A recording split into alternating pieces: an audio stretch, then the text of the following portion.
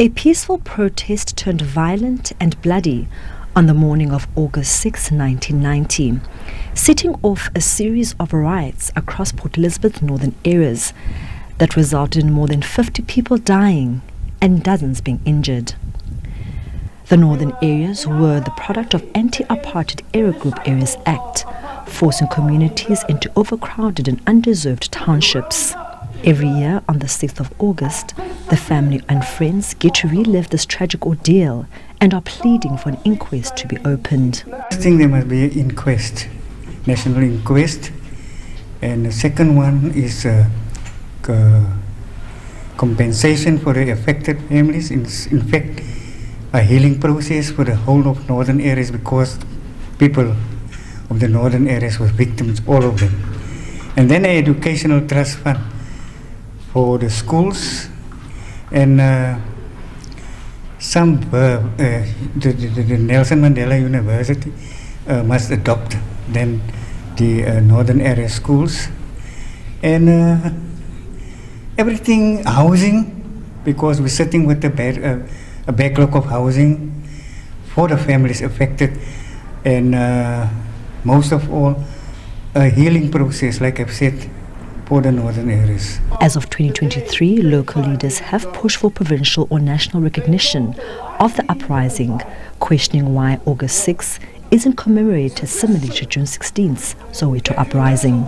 Today is a day to think about all of those issues, to mourn those people, to honor them for the sacrifice that they made, but it's also a call for people to understand that this struggle is far from over, and that it is now the responsibility of us who are still alive, those of us who still have hopes for the future because they are young, those of us who are old enough to remember why this happened, how it happened, for us to say we can see that there is a struggle, and whilst our people are still bleeding, whilst there are still wounds, whilst people are still kept in the dark about certain things, there is a struggle, and we have to be sure that we fight that struggle for the future.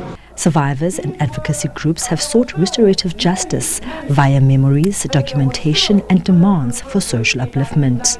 Somebody is going to pay attention. We are the voice for those voiceless people. 35 years ago was a massacre. So many letters has been forwarded to government to no avail. The only thing that has happened in the past 35 years was that there was a monument that was unveiled by our current Premier Oscar Mabuyane, and nothing else. We are seeking justice for our community. We want a reparation to be done. We want somebody to take responsibility of what happened on the day. Although we know it was on the margin of the dawn of a new democracy, but somebody need to take responsibility. We want to open an inquest docket so we can get to the bottom who made the decision on that fateful day that so many people has lost their life. If we take this from, like they say, the horse's mouth, their voices will be visible in the books we write, or they write about themselves, so they will hear themselves. And I think it's high time that we center them in different ways, not and the most important way really is them documenting these experiences themselves. Organizations from the northern areas have also called for the university to conduct more dialogues where the history of the northern areas and the Khoisan can be spoken about, researched, and books written for curriculum purposes. Lerato Fekisi, SABC News, Gqeberha.